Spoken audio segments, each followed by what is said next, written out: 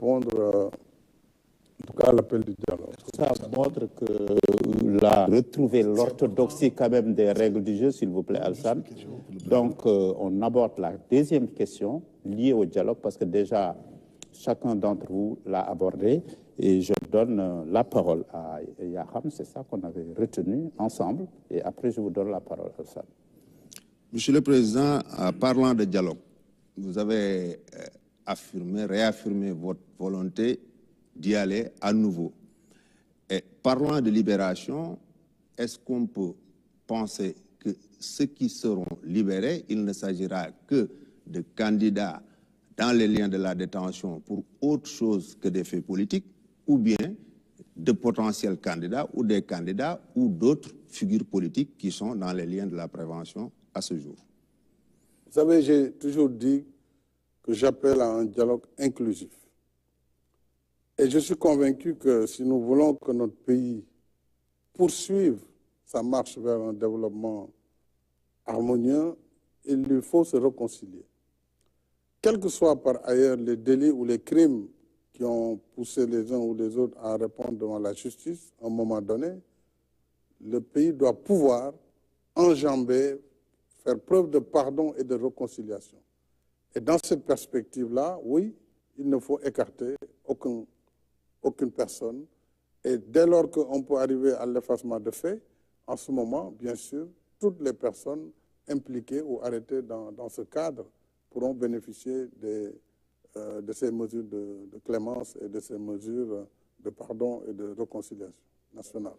S'il vous plaît, Monsieur le Président de la République. Oui, Monsieur le Président de la République, est-ce que vous n'êtes pas opposé ou vous n'avez pas d'objection à ce que, par exemple, une personnalité politique comme Ousmane Sonko retrouve la liberté? Je n'ai aucune objection. Je vous ai dit, je regarde le pays. Je ne regarde pas les personnes. Ma responsabilité aujourd'hui, c'est d'être chef de l'État, d'être le garant de l'unité nationale. Au-delà des diversités politiques, des positions politiques ou politiciennes, il y a ce ciment sur lequel je dois veiller, le ciment de l'unité nationale, de l'intégrité du territoire national. Ça, c'est de ma responsabilité première.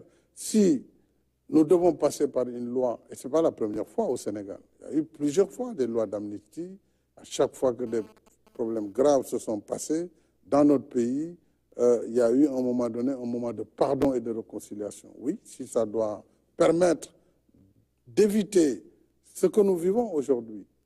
On nous apprend ça et là, chaque fois qu'il y a des manifestations, des morts, des jeunes qui perdent la vie. Nous devons éviter cela, préserver les vies humaines. Une seule vie préservée aujourd'hui vaut ses sacrifices.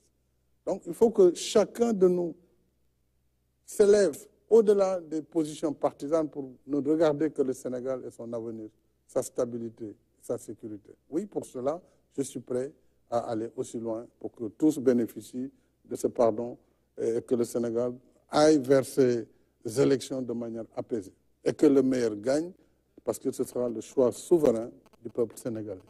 Alassane, Monsieur le Président, vous avez eu des discussions directes avec Ousmane Sonko ou bien par personne interposée pour parler de dialogue. Avant de parler de dialogue, il y a certainement des médiateurs qui ont dit qu'ils étaient là pour que vous remettiez le fil du dialogue avec M. Ousmane Sonko. Vous savez, dans ma démarche de tout le temps, j'ai mis en avant la discrétion et tout ce qui peut aider à avancer. Il y a eu des personnes qui récemment sont de bonne volonté, je salue leur bonne volonté, ont voulu effectivement travailler à faire le go-between, travailler pour qu'il y ait une réconciliation. Mais ma volonté est antérieure à toutes ces démarches. Elle est antérieure à toutes ces démarches.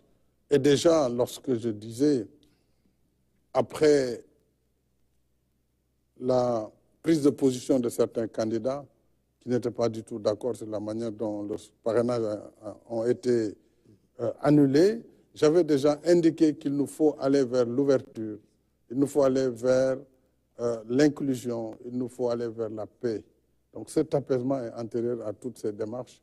Donc c'est quelque chose de constant et cela devrait permettre des prises de contact qui peuvent être directes, indirectes. Ils ne peuvent être d'ailleurs qu'indirectes parce que cela a permis, en tout cas, de pousser vers la direction qui est celle que je voulais imprimer, qui est celle du pardon et de la réconciliation. Mariama? Alors, Monsieur le Président, vous avez tantôt parlé d'effacement de faits. Qu'entendez-vous par effacement de faits, ces mesures de grâce ou amnistie? Oui, vous savez, la grâce et l'amnistie sont deux choses différentes, parfois qui se ressemblent, mais qui sont très différentes. Notre Constitution consacre à son article 47 que le président de la République a le droit de faire grâce. Chaque année, je gracie près de 2000 personnes qui sortent des liens de la prison, de la prévention. Et ça, c'est le droit de grâce, mais la grâce ne peut être donnée qu'à la fin du processus judiciaire. Il faut que tout le processus judiciaire soit terminé et que la chose soit bien jugée pour que le président prenne grâce et permette à la personne condamnée de sortir de prison, etc. L'amnistie, elle est obtenue par une loi. Donc, c'est l'Assemblée nationale qui vote l'amnistie. Ce n'est pas le président de la République. Le président peut exprimer une volonté, faire un projet de loi qui va à l'Assemblée. Ce sont les députés qui votent l'amnistie. Et l'amnistie ne s'adresse pas aux personnes, même si des personnes en bénéficient. L'amnistie s'adresse aux faits et efface les faits. Pour dire, nous voulons oublier. Nous voulons oublier, c'est pénible, mais il nous faut aller de l'avant. Quand vous voyez les crimes dans la Seconde Guerre mondiale, après plus de 80 millions de morts, il a fallu à un moment donné que les acteurs décident de tourner la page, malgré ce nombre de morts important, pour se donner la main, travailler dans la collaboration, dans le partenariat, dans la coopération, pour justement construire une paix durable. C'est un peu ce que l'on veut faire ici, créer les conditions d'un apaisement, d'une réconciliation et d'élections transparentes, libres et démocratiques.